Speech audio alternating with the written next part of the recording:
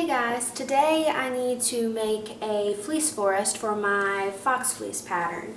So I figured I would teach y'all to do it in the process.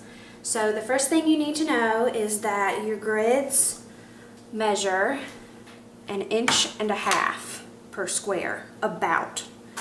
You can see here where it measures about 1.5 inches. The second measurement that you will need to figure out is the height that your grid that you are placing your fleece forest on is in your cage. So for my loft, it's about halfway up, so it's about 7 inches. So I do a 14-inch piece of fleece forest. Your height measurement will also depend on whether you want your fleece forest strips to hang like 1 inch off the ground or if you want them to hit the ground. Mine hit the ground and my pigs seem to like it. You have to remember that for your height, you end up doubling that over. So since my loft is 7 inches up, then I need a 14-inch piece of fleece forest so that it can be folded over the grid. I'm doing a 14-inch square. So what I need to do is cut until the 14 mark because this is a 15-inch quilting square.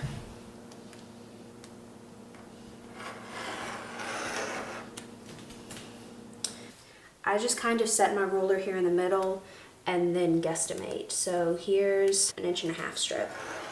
There's 1.5 inches. And then you just go down.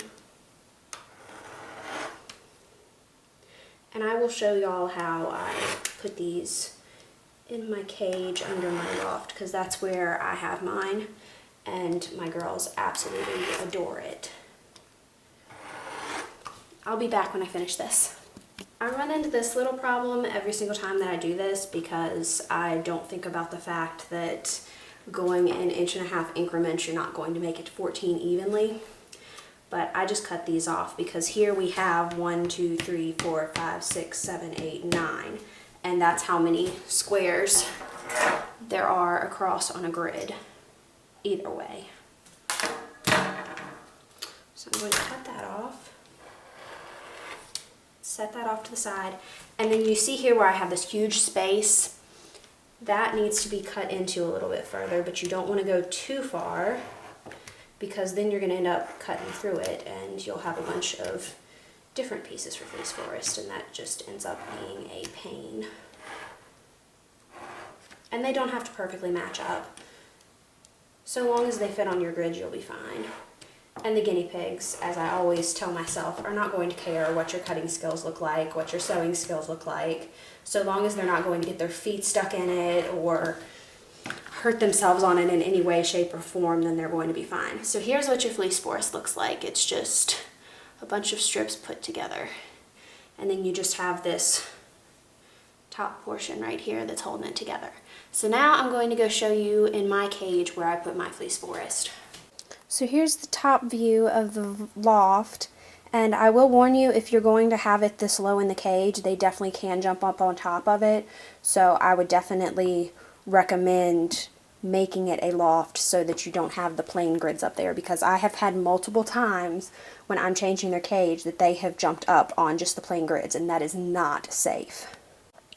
So you can see here I just lift up on both pieces of coroplast, and there's their fleece forest that Addie is kind of running through right now. So you see the strip right here that I have that connects them, and you just fold them over and they go down in. And Addie is modeling for us.